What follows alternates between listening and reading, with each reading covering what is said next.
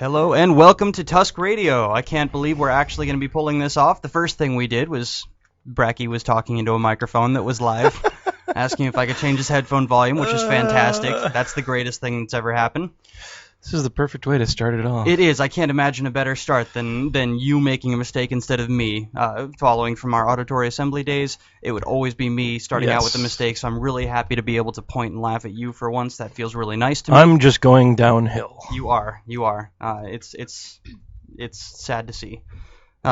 You're still gesturing. Yeah. Would you like your headphones For turned some down reason, more? my voice sounds extremely loud. Well, it's probably because your voice is extremely loud. That's okay. I'm not judging. All right. No. Well, we're very excited to be running our very first episode, the premiere episode of Tusk Radio. We have no idea how this is going to go. It's going to be fantastic, though. Already, Freeform radio. It is. It's freeform, and it's just a party in my head. So I'm stoked to get into it. And we are sitting in here with the lovely Kara Laudon. Thank you very much for joining us. Yes, thank you for having me. I can't believe I had remembered to have your microphone on. That's a huge first for me. Yeah, that's that a big deal. Also doesn't usually happen. All right. Wow, things are actually working. I know and it. we are recording. We are recording. Hey! See, if you could See? not do that. I told you the mic is hot. It's probably your fault. Here, I'll drop it a little bit. We're good. Ah. We're good. Yeah, see? Sorry for any ear damage to anyone. Yeah, well, it's ear damage all the time. That's who we are. Anyway, Brecky, what's been going on in music news lately? We haven't had a show in 2 months, and we've never had a Tusk Radio show, so I haven't been reading the news lately. So this is kind of all on you today. Well, let's see. Have you ever, CDs were invented recently? Oh, what's a CD? I don't know. I don't either. Damn kids. All right.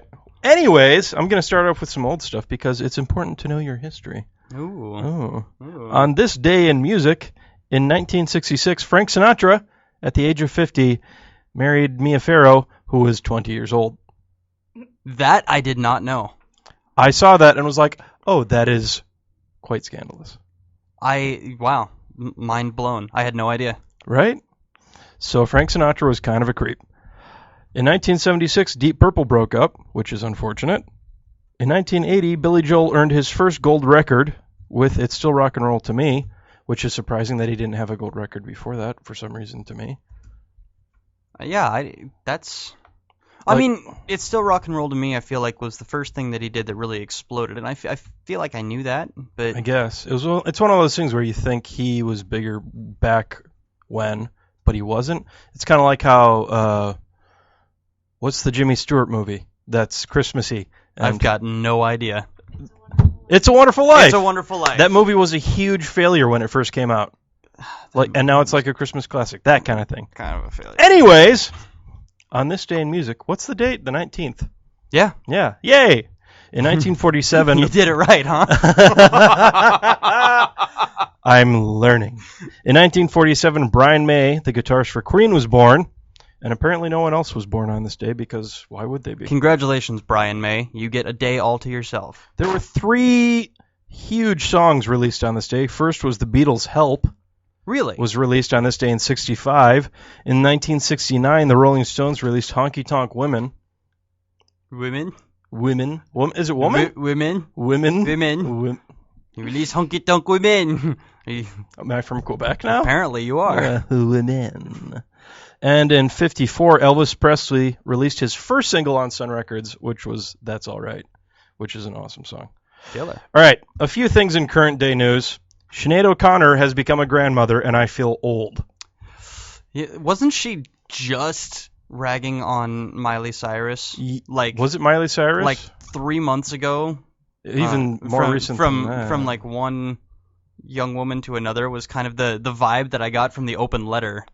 Well, apparently she's not young because she has a grandchild. I mean, she might be a very young grandmother. It's kind of weird because I like her.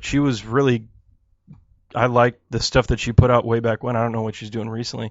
But she kind of looks like a convict sometimes now because she's got the shaved head still, and she has a neck tattoo. Oh, really? And they put a picture of her on this article, and I was kind of concerned for her well-being for one slight moment, but I'm sure she's doing just fine. Well, congratulations to Sinead O'Connor. Congratulations. Terminator? Sinead O'Connor, the Terminator? That would be an awesome movie. Well, that was a disaster. I'm just well, racking up my that other points Terminator today. movie just came out.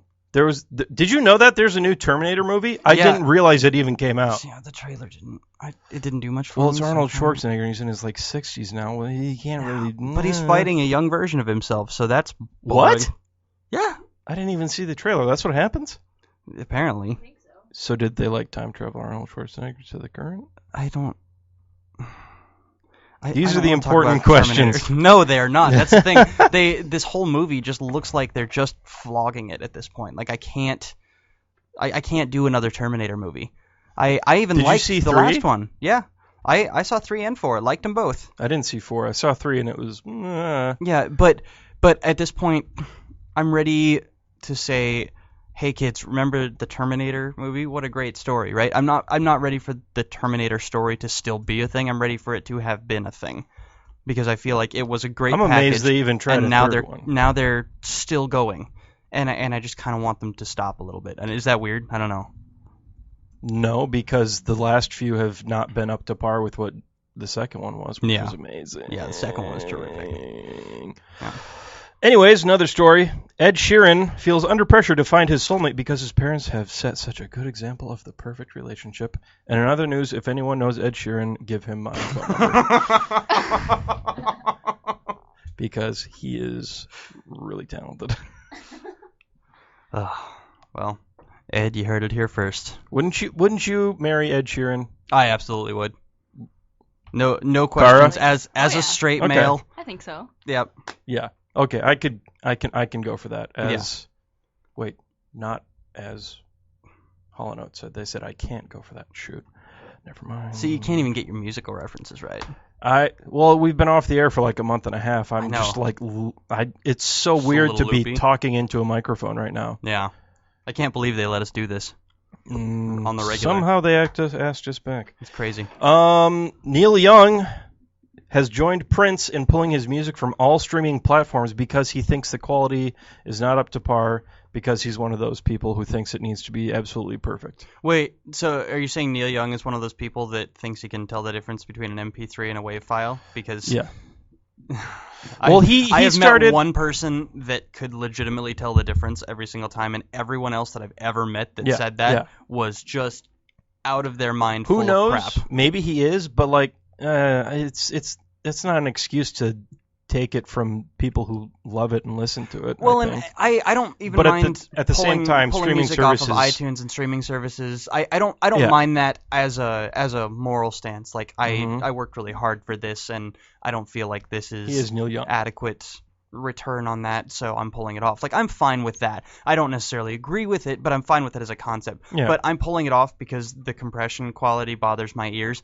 That's just offensive to me on general terms, because the reality is that no, you cannot possibly tell the difference. And there are some people that can, but They are freaks for of every nature. 3,000 people that claim they can, there is maybe one that is not lying. Yeah. So, And he tried to start his own was it a music player, MP3 player or something, that uses really high quality digital music, and I think it just totally sank, or it didn't even get off the ground, something like that. He was trying to start his own streaming service or something like that, and it just went absolutely nowhere, yeah.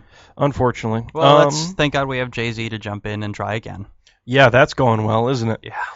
I think they've lost people already, like I'm sure their they have. sponsors and stuff. It's, it I don't know what the secret is, what the magic is for that, but I know so far that Neil Young couldn't do it, Timberlake couldn't do it, Jay-Z couldn't do it.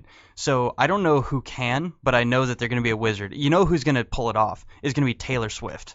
She's going to launch a service, and everybody's going to jump on board, and it's going to be amazing. And Especially after all that crap she got in with iTunes recently. and whatnot. Spotify, yeah. Yeah. And Anybody that can stare Apple in the eye and make them blink. I love Taylor Swift anyway, but now I like worship the ground Taylor Swift walks on because nobody makes Apple blink. It doesn't happen, and they did. So that sounds like well a done, Taylor. quote from a movie. Nobody makes Apple. Oh, it's nobody. Nobody puts baby in a corner. Thank you. Katie is the smartest out of the two of us. That is for certain. Was that a compliment? I think so. You can do math? I can. Wow. All right. Definitely can. Wilco released an 11-track album free to fans, and it's called Star Wars. Really? Yeah, which makes me want it instantly. I haven't heard it yet. Do you listen to Wilco? I do, but I didn't know that, and Yeah. I haven't heard it. I just saw it yesterday, and the cover of the album is like, it looks like a 70s tapestry with like a cat or something on it. It's very interesting. And it's called Star Wars, so how can that not be interesting? Yeah, I'm probably going to need to go find that now. Star Wars. Anyways, all right, last little thing that I found interesting. That was by way of excerpt, right? That was. I'm just, smooth transitions right now. That's all I'm worried about. Last thing, Eagles drummer, singer, songwriter, and producer Don Henley is back with his first solo album in 15 years, and it's a country album. Really? Yeah, and it includes an all-star guest list because that's how you sell albums these days, including Merle Haggard, Alison Krauss, Vince Gill, Dolly Parton, and Mick Jagger on a country album. Okay. How do you Mick Jagger a country album? I imagine that you just put Mick Jagger in a room and tell him to Mick Jagger and then find a way to make it work later. Then he does the duck lips and squats around a little bit doing his thing. Yeah, I used to love making fun of Mick Jagger. I really did because there's a lot of material there to just kind of grab onto and go. But the fact is, that man shouldn't still be alive. Let's talk about Keith Richards. Yeah, knowing half the drugs that have gone through, and just on the Mick Jagger front, knowing half the drugs that have gone through him, he should not be alive. And the fact that he is makes me think maybe he's an immortal, and I should be a little bit more careful choosing my targets. I saw a picture being shared on the Facebook the other day, and it was, we should start thinking about the world we're going to leave behind for Keith Richards. And I think that is accurate. Love it. Anyways, that's current newsy junk. I have one and what? very brief piece to add to it. Oh, I think really? it just came out this morning. Phil Rudd, former drummer for AC/DC, has been re-arrested in New Zealand. Yes. He was arrested for what, meth? No, Trafficking? I think he was arrested for hiring a hitman. Oh, that's even better. Yeah. So at least he's got that going for him. Yeah. So that's a thing. And at this point, it's almost not even a surprise because it's happened so many times. Jeez. Like over this one thing, he's been arrested like 6 times. But yeah. So you think he's arrested again. So Phil Rudd, get it together. Way to go. And they've got some other dude playing drums now. Did you see the music video they put out this year? I did not. I've kind of consciously avoided it. Yeah, that's a good plan because it's them on a green screen. The big rooms where they just have everything green. And it's just like a space to put them in movies and stuff and place them in the movie. I know what a green screen is. Yeah, anyway, sorry. It's them standing in a green room, and it's just, instead of something else behind them, it's just like random pictures and movies and junk. It's weird. Anyways, that was a terrible description. No, it sounds artsy. Take it. I'll go find it. Yeah, because when I think of AC/DC, I think of artsy. You know what? I don't have anything to follow that up with. You're damn straight you don't. Yeah. All right. Well, that's everything for music news, which is excellent. Exciting. I learned a lot today. I hope you feel really good about that. I'm good at talking. You are good at talking. You're very good. So moving on, Kara Laudon. Hello again. Hi. How are you? I'm doing great, thank you. I am so happy to have you in here. We didn't know if anybody would actually be interested in coming in for the premiere, and we were trying to think of who would be somebody we really, really, really want to have in, and your name was the first thing that came up. It's somebody get on the phone, and it worked, and I'm really glad. So thank you so much for coming in and helping us kind of hack our way into this whole show. Test the waters, if you will. Yeah, of course. Yeah, of no, course. it's tons of fun. So I've been listening to the album that you put out. When did it actually come out? It was Yep, it came out April 3rd. April 3rd. Okay, I Mhm. wanted to say it was a few months ago, but I wasn't entirely sure. So yeah, I've been listening to the album like nonstop. It's absolutely fantastic. Thank you so much. I've been really liking it. What the title of the album is I Wasn't Made. How did you what was the story behind naming that? Sure. Funny story. So first, I have to tell this. I had so when I used to dance, I would get like a couple days before a dance competition or recital or whatever it may have been, I would have these nightmares that I would be on stage and like not know the dance or be in the wrong costume, or more terrifying, no costume. And I would just have these nightmares. And a couple of days before the album came out, I had this dream that I released it as I Wasn't Mad. I just forgot the E on all the print. And I woke up that morning and I went online and checked everything and like went and found a copy, and because it seemed so real, and I was very scared that I had made that mistake. But yes, it's called I Wasn't Made, and that title came to be, it was actually the title of a song first. Okay. So I had the song written, and I chose that title for the title of the album because I think more than any other song, that one in particular kind of sums up and wraps up what the whole album is about, and the reason behind doing the album. And so I guess first I can tell you about the song I Wasn't Made. The past year, and kind of bleeding into a little bit of current time as well, was filled with a lot of anxiety for me, and a lot of these feelings of, self-doubt and feeling like I wasn't really worthy of anything and didn't really know what my purpose was supposed to be, and just really feeling lost in what I was doing, but more so feeling lost in who I was. And so for me, my way of dealing with those kinds of things has always been songwriting. And so one night I sat down to write, and the line that just kind of came out was, I wasn't made to be so afraid. And I think more than any lyric and that I've ever written, actually, that line kind of hits me the hardest and is the one that I hold the closest to me, because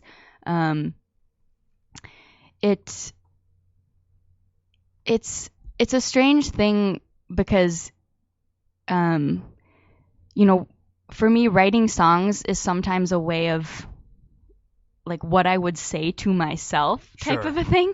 So it's like, I know that I wasn't made to think that I'm, not worth anything and to be scared of everything all the time. And I know that that's not the way that my life is meant to be led. But at the same time, there's always been this voice in my head that kind of knocks me down before I even do anything. And so that was first the song I Wasn't Made, and then I chose that name for the album because all of the songs are really honest, and that's what I'm most proud of about this record, is that in my normal human self, I'm a very private person, and I have a hard time being vulnerable, and I really wanted this album to be vulnerable and to let people in and to say, I'm just going to spill out everything about myself and all of my insecurities. So, and here you go. Like, is that take kind it. of a scary thing to release an album knowing that that's what's on it? Yeah, it is, but it's also very, it's also really freeing, and like to get rid of some of that stuff. Sure. Because on I Wasn't Made, one of the lines is, I carry that with me.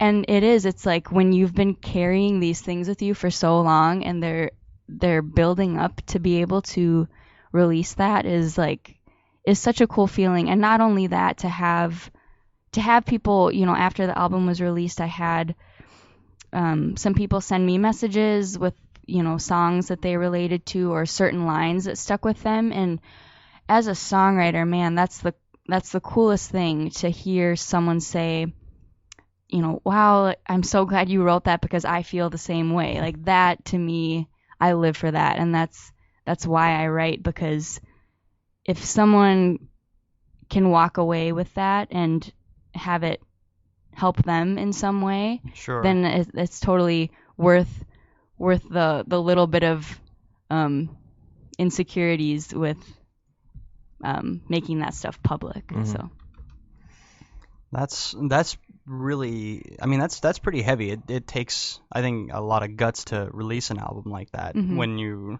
especially just knowing that there's no way to know how people will take it. I mean, you always know kind of that you'll have your little core of people that'll right. really like it, but that's got to be really just kind of an interesting experience, throwing something out and knowing that the only people that hear it aren't necessarily going to be the people that automatically love it. Right.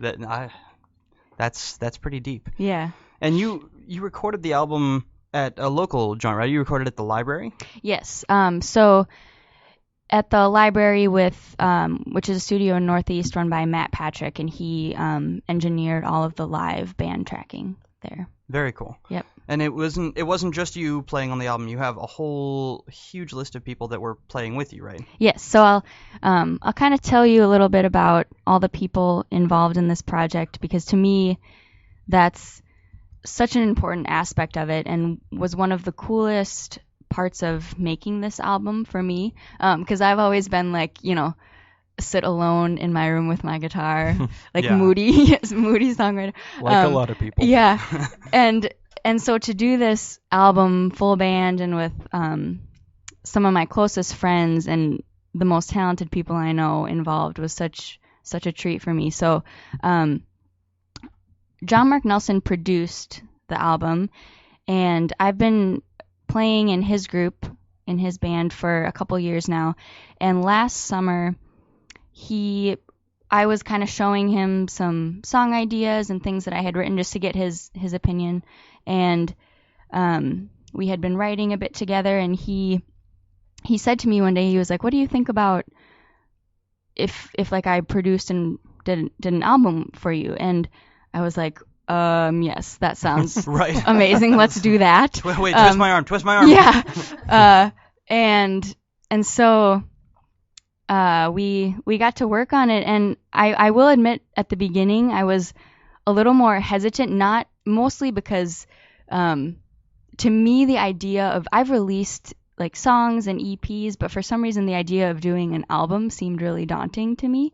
So at first I was kind of like, yeah, like let's do that, maybe do a couple songs and kind of a quiet release, I was a little more timid about it. And then one day I was like, you know what, if we're gonna do this, let's do it big, let's make it good. I want to make it good. Sure.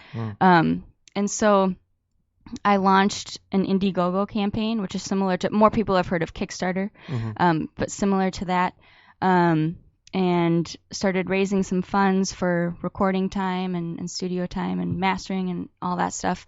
And so in November of last year, we went into the library with Matt Patrick, Matt Patrick is a wizard engineer. I wouldn't have wanted to do it anywhere else with anyone else engineering, because he's so good and such a good friend of mine. And so we did actually only 2 days of band tracking in the studio.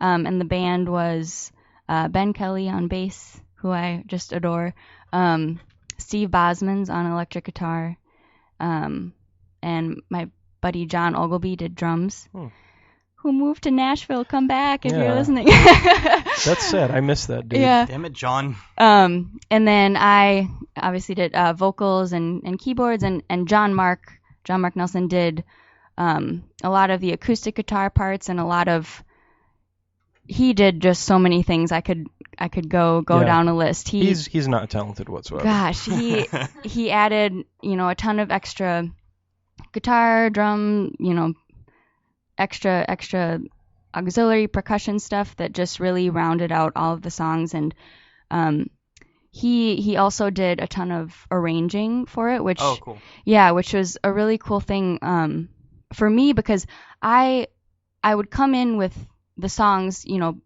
what I thought was finished, and I would say like, well, I think this is done, but there's just this one little part that it's not quite where I want it yet, and I think we could do something extra with it. And he would just, oh, what if we tried this? And suddenly the song is, totally opened up and completely different. And he has such an ear for what is going to make a song sound good. Sure. Which I am so thankful for with these songs. And so after the band tracking was done, then we went back and did, my vocals and layers and things like that. And so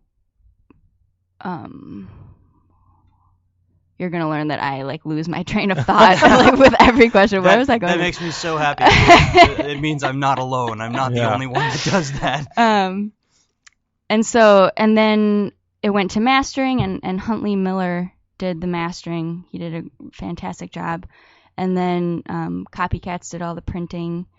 My buddy Kyle did all the artwork, and so it was just all these people coming together to make this happen, which is so cool, because when you set out to do something like this, you're kind of like, sorry about all this, are you sure you want to be involved? Right. And so to have people stand behind you and say, I believe in what you're doing, and I'm willing to invest time and energy into it is a really, really cool thing, because I couldn't have done any of that without the people that were involved. And like I said, the band and John Mark, who did the producing and all that stuff in the band, and they're my best friends, and they're just so talented. And I remember at the studio, just little things that each of them would do, and these cool guitar parts that Steve would add that I didn't even have to say anything, and the songs sound the way that they do because of those people, and because of their creative input and their ideas. And so I remember the first time listening back to the tracks, just sobbing with my headphones in, because it's to go from and I joke about this with John Mark, to go from the little voice memos in my phone, yes, me singing these little ideas into my phone, to then listening to the album is so crazy, because to hear how those ideas evolved and how the songs were shaped. And I'm really, really proud of the outcome. So that's very cool. Now, working with John Mark Nelson, you said he did a lot of arranging. Did you ever have kind of that point where you would come in with something and you were like, this is the way this wants to go, and then he would change something that you weren't completely on board with at first?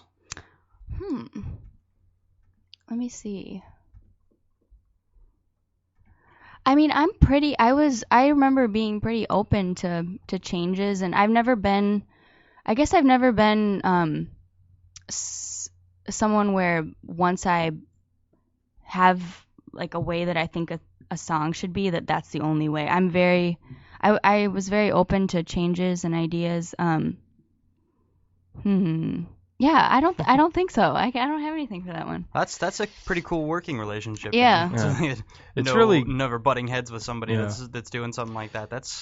And when you find someone like that, where it's they come up with ideas and they don't serve their purposes, they serve your purposes. Mm-hmm. That's a amazing relationship to get into. Yeah, that's tough. Yeah.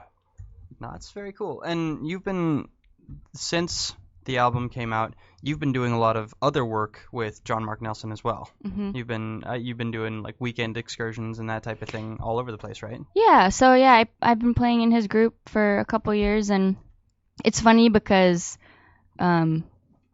when I play for my music, it's the people who also play for him. Yeah. So we just do a little rotation. So yeah, we go out on the road quite a bit, which has been really fun, and those guys are like family to me now. I love them so much. So sometimes people will be like, how is that being the only girl out on the road with a bunch of guys? And it's like, man, I would rather spend any amount of time with the four of them than with anyone else. So it's a good time. There you go. That's good. Being on the road can kind of suck sometimes if you're with not the right set of people. Yeah. Yeah. So Yeah, you're lucky. Yeah. A lot of times I feel like that does kind of turn into a powder keg relationship. Oh yeah. But Yeah. no, it's cool. And you guys have been, I mean, you've been doing little weekend hops. You were telling me a little earlier you've been doing like some Madison stuff, and you were up in Duluth last weekend at the Bayfront Festival. yes, Yep. and that's the thing that Trampled by Turtles runs, Yep. right? Mm-hmm. Yeah. But then you've also been doing bigger excursions too. You've been out. You were in Brooklyn at some point. Yeah, like, a we month ago. did Brooklyn. It was Wisconsin, Brooklyn, and then Detroit. That was a little. Wow. Did you do them in that order? Yeah. Wow. That's a loop. That's a long loop. Yeah. That's how long did that run? It was like a week. I think we were out Okay. a little 6 or 7 days. Yeah. Mhm. Oh, very cool. Yeah, that's not a fun drive. Yeah, that's a bit of a hike. Mm-hmm.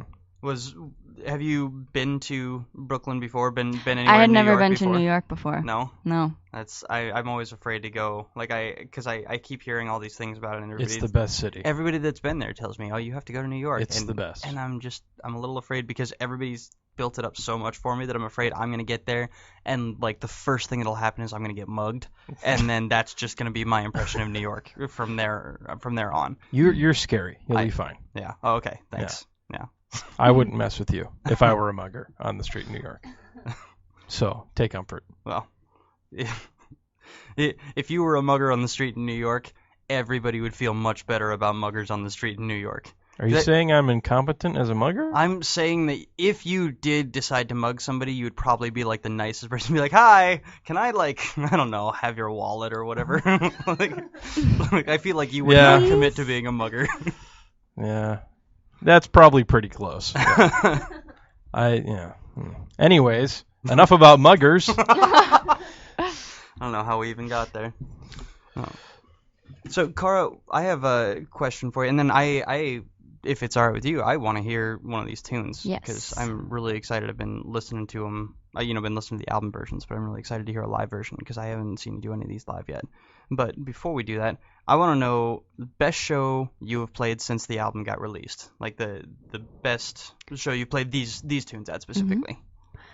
Can I count the release show? Yeah, absolutely. Because the release show we did at the Bedlam in St. Paul. And awesome venue. Yep. I don't think I slept for like 2 days after that show.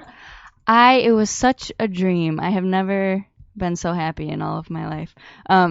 So we did the show there, full band, played the whole album through in order, and it was so surreal to me that night because I had so many friends and family come out that I was just blown away. I was totally not expecting the amount of people that showed up to come. Yeah. And to have people there. I mean, I love playing regardless of how many people are there, but I've played shows where it's me and the sound guy, and I'm not kidding. Like I've played shows literally to no one, that's good practice. Yeah. Yeah. But to have the amount of people that showed up and to have all of them be people that I knew and friends and family, it was I can't really describe that feeling of knowing that people are there to support something that you're doing and something that means a lot to you. It just like I said, it blew me away, and it made me so happy that we could be in that space together and share that moment together. Yeah. 'Cause I'll remember that night forever. And you know, after we played, having, you know, people come up and buy CDs and give me hugs and say like how much they loved the show. It was so cool. And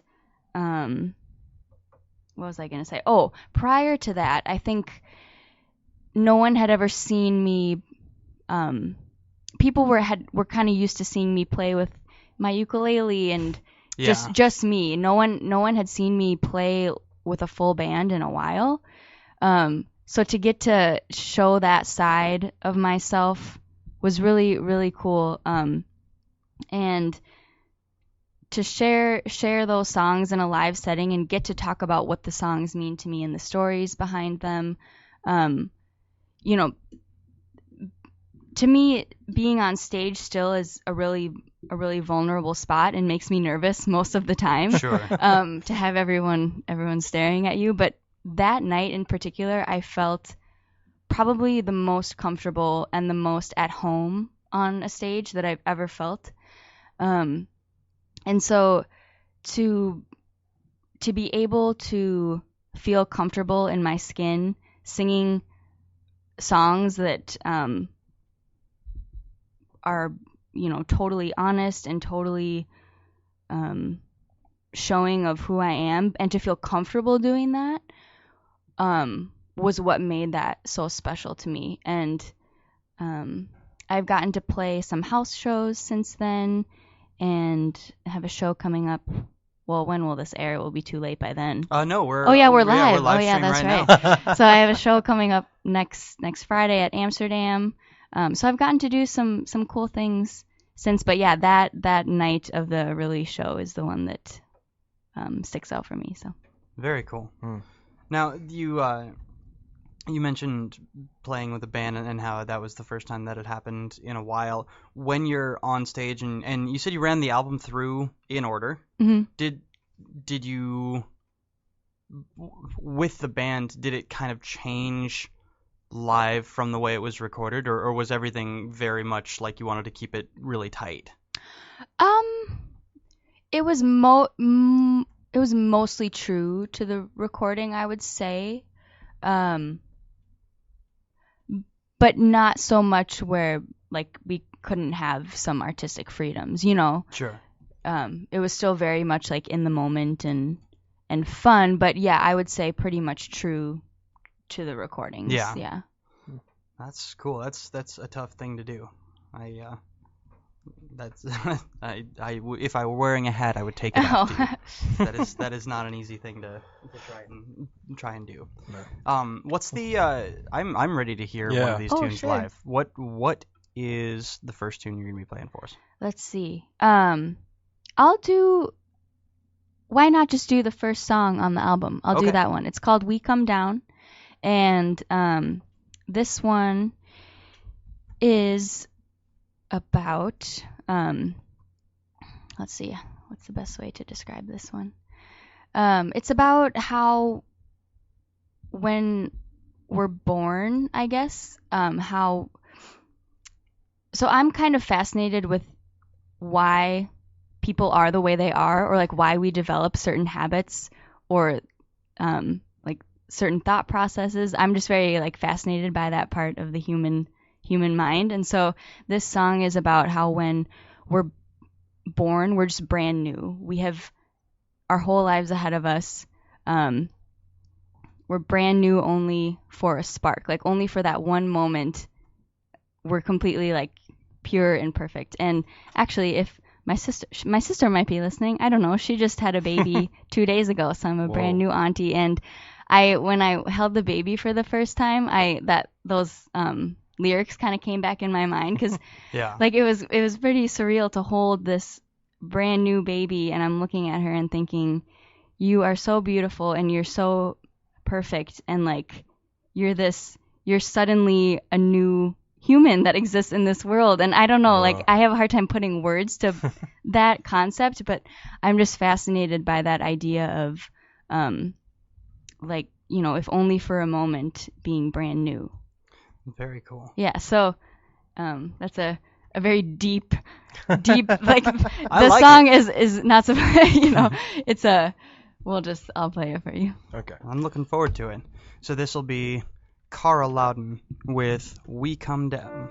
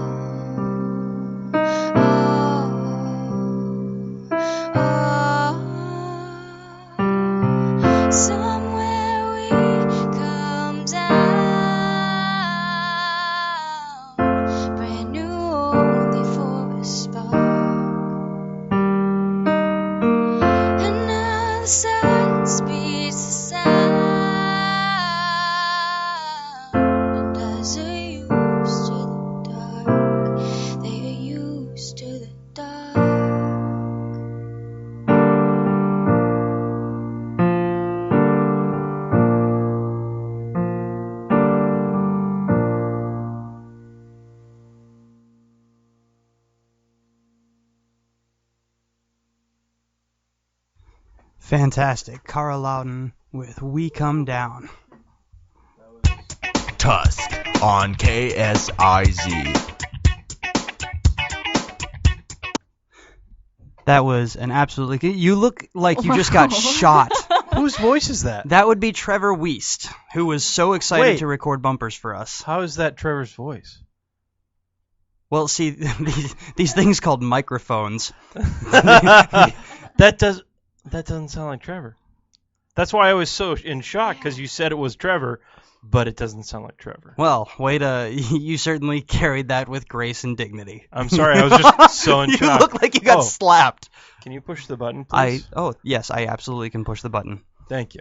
Yeah, that was Very gorgeous. Thank you so much. Well done. Thank you. I think I've told you this, but one of my favorite songs of all time is "If I Could." Oh, no way. Oh, so good. When you were, when did that come out? Man, I don't remember. It was a while ago. That was like two years ago, maybe. Actually, whoa, sorry, memory just came back to me. I played in your junior recital at McNally That is Smith. right. And you played that Yes. just by yourself with the ukulele. Yep. But the ukulele wasn't plugged in all the way. Do you remember this? Yeah. Thank you for bringing that back. No, this is a really great little story because it shows kind of who you are. You were playing and you were just like Kara Laudon, you're just not quite plugged in all the way. That's not what I meant. No, but that's completely accurate. Whatever. That's So my life in a nutshell. Not quite plugged in all the way. It happens to the best of us.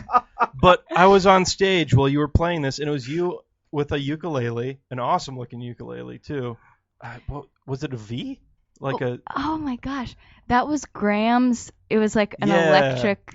Yeah. Yeah. And it wasn't plugged in all the way, and more props to you. You just kept going and sang with this kind of slightly distorted ukulele, and it still sounded okay. It just sounded like an electric ukulele. And there was this beautiful moment where you just kind of chose a moment, paused, and right on beat, plugged it in, and it made the popping noise on beat, and you just went right along with it and kept playing it with a nice clean ukulele I had sound. forgotten about that. That's hilarious. That is how a pro do. Everybody loved it. Everybody thought it was fantastic. Anyways. That is cool. I'm really bummed that. that I missed that because it was a great recital. I mean, it was a sounds long awesome. time ago.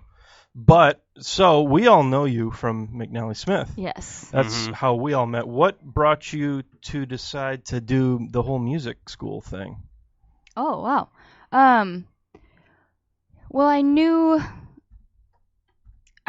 always knew that I wanted to do music, and I think that after high school especially, you feel this pressure of, are you going to college, or what are you doing? And I was just like, stop asking me that. Like, just wanted to go crawl into a hole, and because I knew that I didn't want to go to school for business or for anything like that. And I remember I applied to McNally like a week before the deadline. Oh. And yeah, in terms of like wanting to pursue music professionally, I was kind of a late bloomer because I had such bad stage fright for the longest time. And I remember like my parents, nobody even knew that I wanted to sing until like my junior year of high school. Wow. Really? Yeah. And the first time that anybody like heard me sing was when I did I sang the homecoming song at my high school, my junior year. Kidding. And people Was were that like terrifying? who are you? Wait, there like a specific homecoming song like specific to your school? Yeah, isn't that a thing? Like I don't know. Yeah, I'm unfamiliar with the mere concept. like when like at the dance when they do. That's not. Maybe No. that was just. Oh wait, you mean like there's a song that they pick that's like the song for the dance? Yeah. That sounds kind of familiar to me. Slightly less alien to Well, Bracky. he grew up in the middle of nowhere. He didn't even know how to dance till he came to the Twin Cities, probably. I'm just assuming things about you. I grew up in Peyton. I didn't even know how to spell dance until I came to the Twin Cities. Exactly. But yeah, that sounds kind of familiar to me now that you say it. Okay, so what was the song?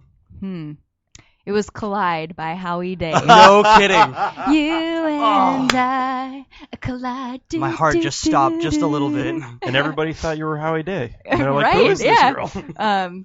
But yeah, so it was because I knew that I wanted to do music and had been writing and stuff, but in terms of revealing that, I guess, and wanting to do it in public, it took me a while to get the guts to do it. So. Jeez. That's really cool. And so you had been writing stuff when you were a teenager? Yeah, so I'll kind of go back a little bit for you. So when I was So this is the very first. I saw the movie School of Rock Nice. with Jack Black. Nice. And I was like, I want a guitar. Because I want to do that. And my uncle, who was living with us at the time, had this, I don't even know what kind it was, this electric guitar.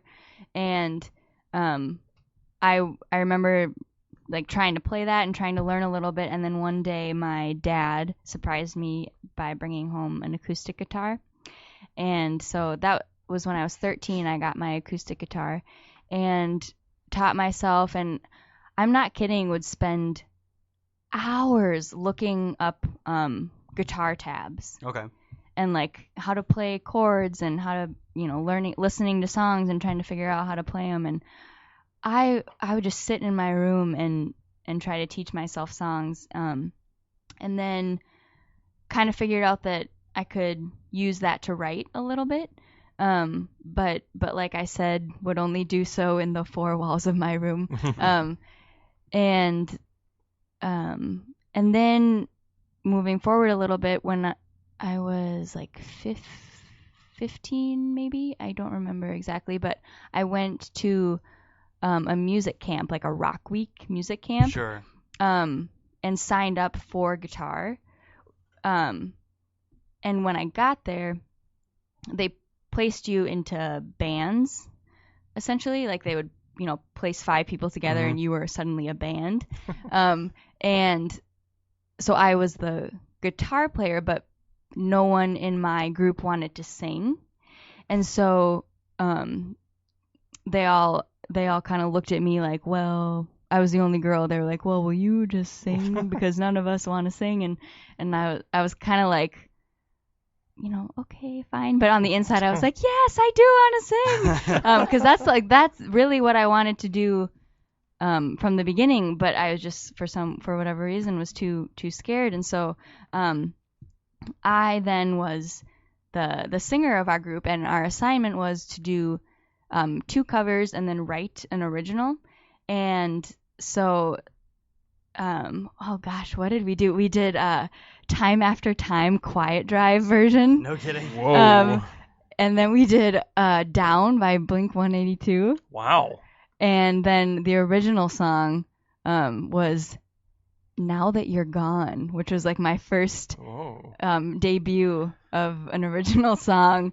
And I still remember it was like, now that you're gone, it's so easy to move on. Like a moody, who am I mad at? And everyone at is like 15 years old. Yeah, and everyone is like, oh, this girl can write songs. Yeah, so, and our, like the showcase for the week of this camp was at the entry at like 11 in the afternoon. Prime time slot. Yeah. And so, my parents came and some friends came, and that was the first time that anybody, this was before the homecoming song. So this actually was the first time that anybody, like including my parents, like my best friend, didn't even know that I wanted to do this.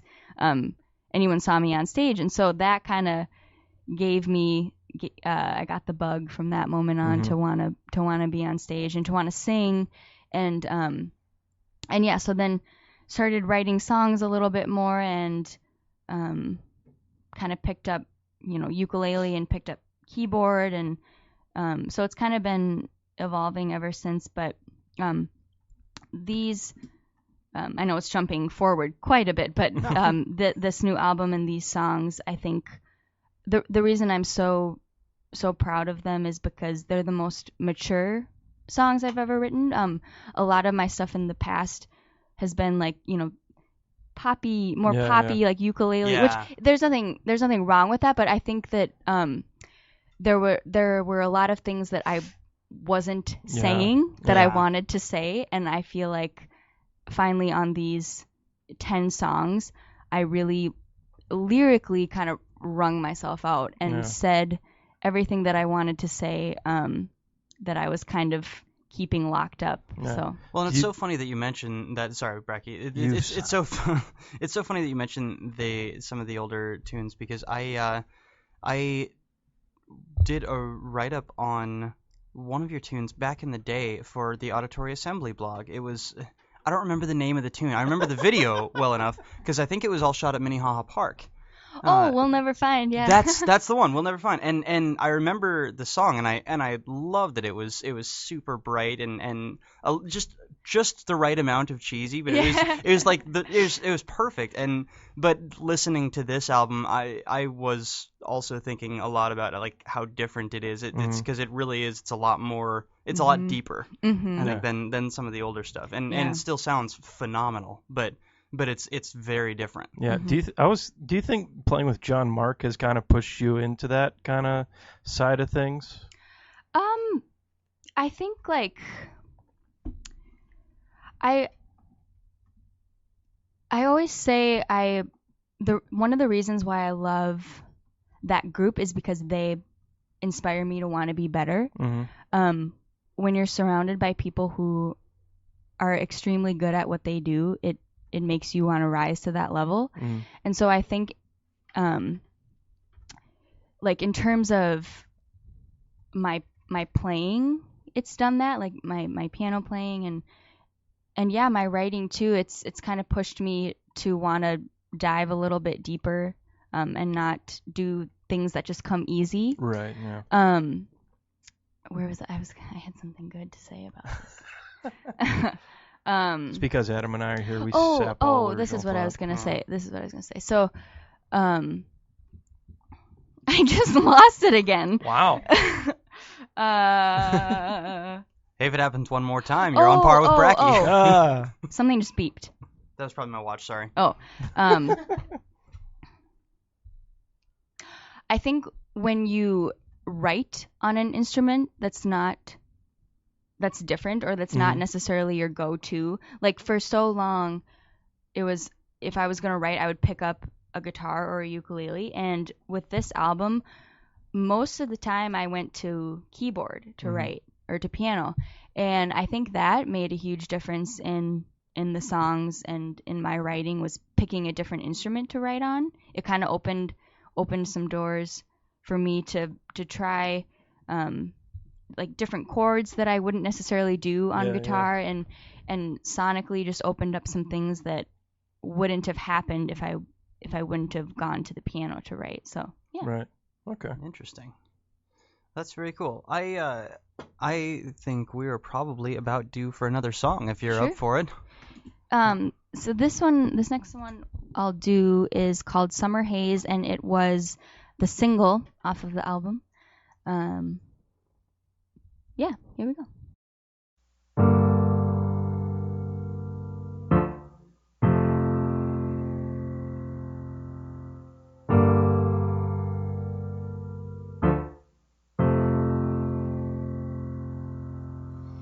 Got a fever running in my head. Bridges burned and nothing left to be said. And the cold it never leaves. But for now, imaginary lives we weave. Lost my balance in the summer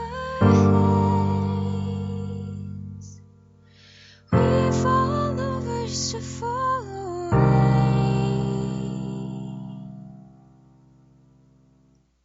Got a sickness stirring in my head. Bridges burned and bound to crash in the end. We know the cold will come again. Wasted from the sun, but happy to spend. Lost my balance in the summer haze. We fall over just to fall away. Lost my balance in the summer haze. Once it's over, then we slip away. Even though we have no say, some things go and some things stay, you know.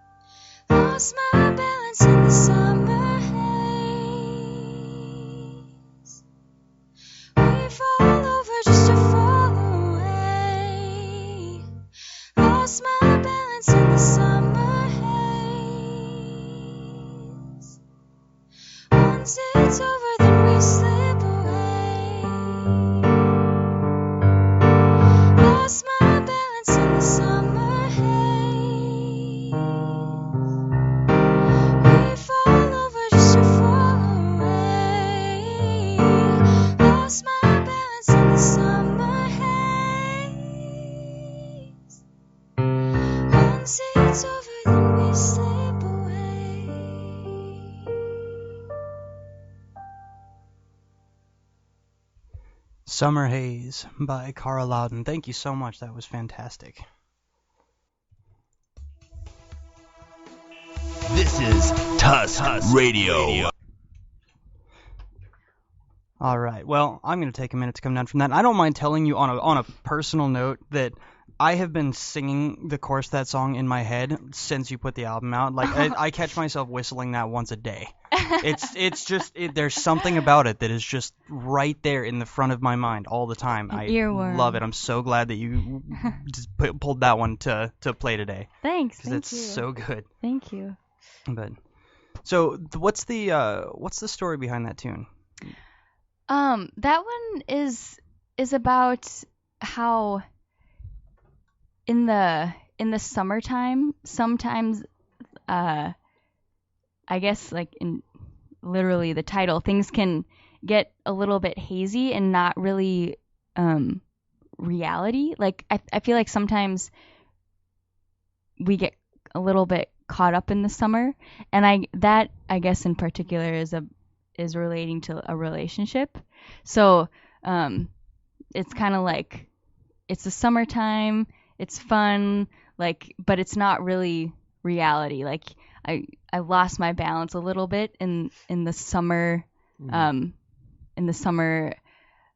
haze and like the summer essence, and then when you go back into the fall, it's like it gets cold again and you kind of snap back into reality. That's kind of what that song is relating to. Very cool. It's one of my favorites on the album. It's really, really good. So I'm glad that you pulled that one out today. Thanks.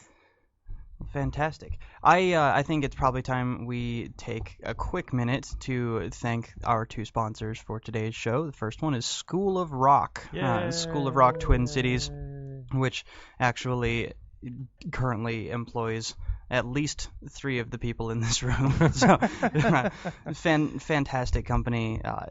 We're taking kids at School of Rock from ages 2 all the way on up through age 18, and they are on stage, they are learning there. It's music lessons, it's performance classes. Really, really a cool company. There's one school in St. Paul, there's one school in Eden Prairie. If you play your cards right, you might even get to take lessons with the one and only Daniel Brackey. Heyo. So absolutely awesome school. We So just thank had you. we had an awesome performance yesterday even. At Bedlam Theater. Yeah. Yep, that was a lot of fun. Awesome. Yep, you if you missed it, you missed Daniel Brackey and I jumping around on stage in full-on Blues Brothers garb playing. It was pretty sexy. It was great. I Let's looked be better, honest. not gonna lie. What?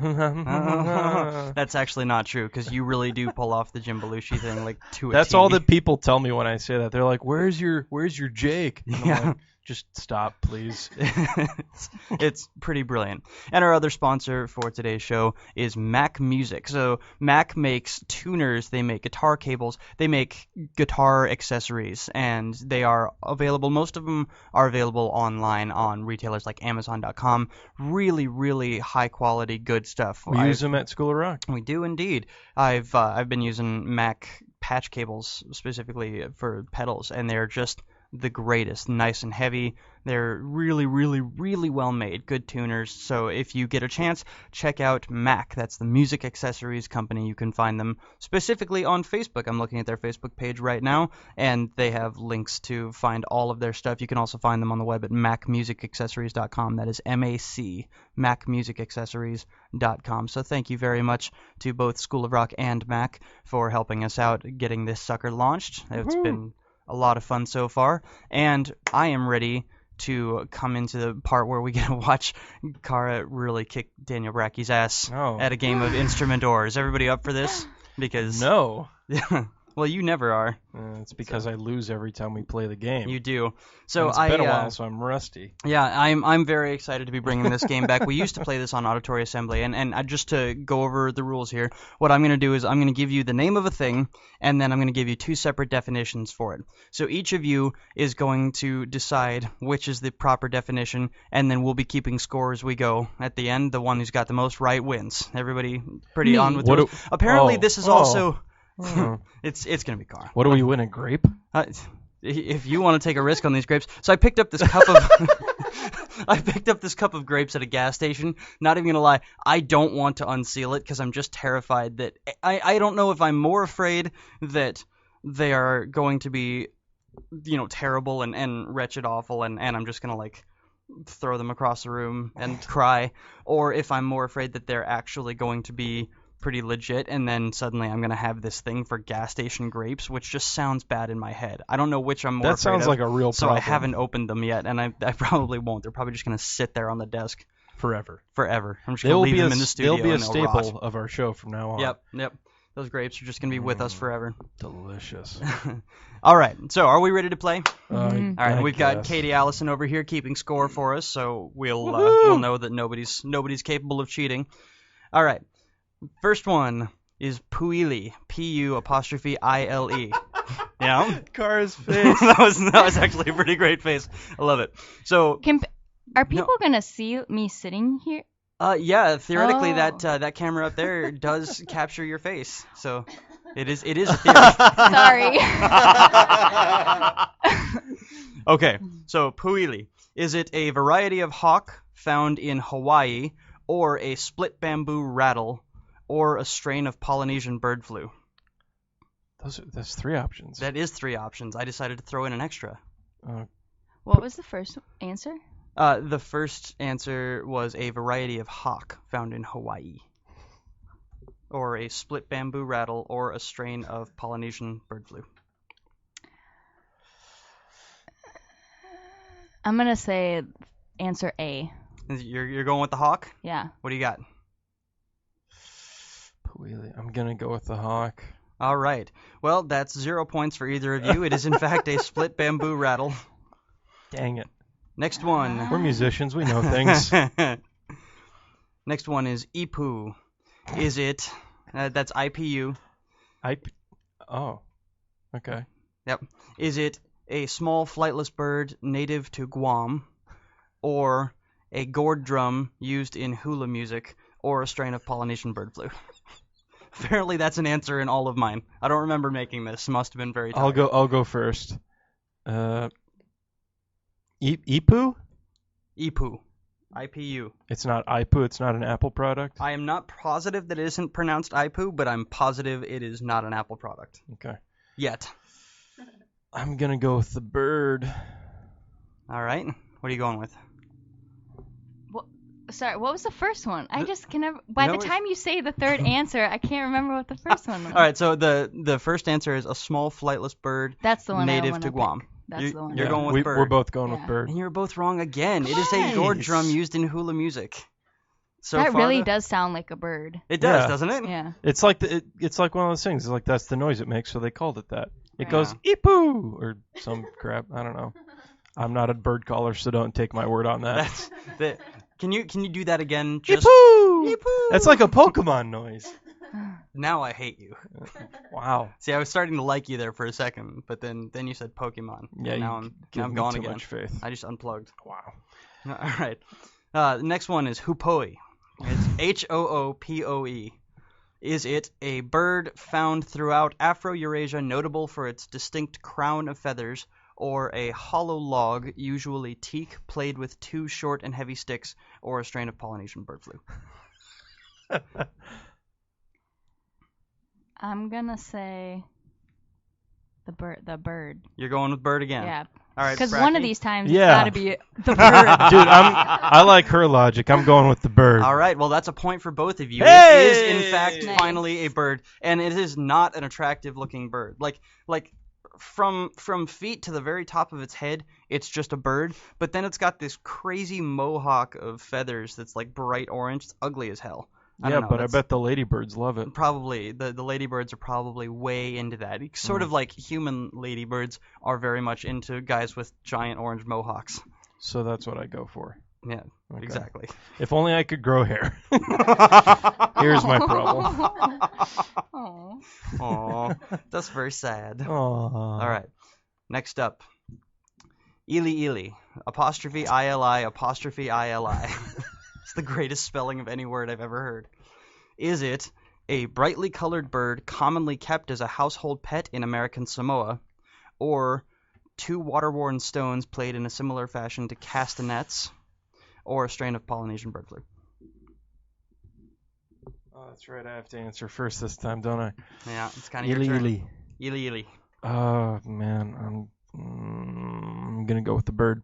Going with the bird. I'm going with the bee, the little Stones? Yeah. Stones? answer B. Oh, okay. I was going to say, the bee? Like, Sorry. like, no, it's a rock. I might have found your problem. That is a point for Kara, because they are water-worn stones played in a similar manner to castanets. Great. Well done. Great. Thanks. So Daniel Brackey is officially losing. What a big surprise. Right. We were just waiting for it to be official, that's all. And the very last question of the day. This is your only chance to tie this up. So Yeah, I know. yeah. All right. The item in question is a quetzal, Quetzal. Is it a green and red bird common to the tropical forests of Central America, or a boarhide drum used in ancient Mayan ceremonies, or a strain of Polynesian bird flu?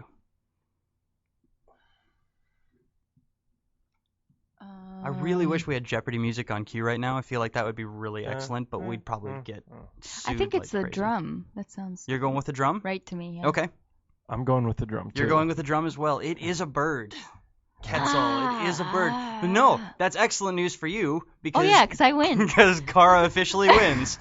All right. I can't find our applause thing, so I'm just going to hit whatever this is. There's plenty of times you can charge the man other than just when you get... That was the greatest applause ever. That's all right. That's all I've got. So Well, congratulations. we were right. I lost, so Yep.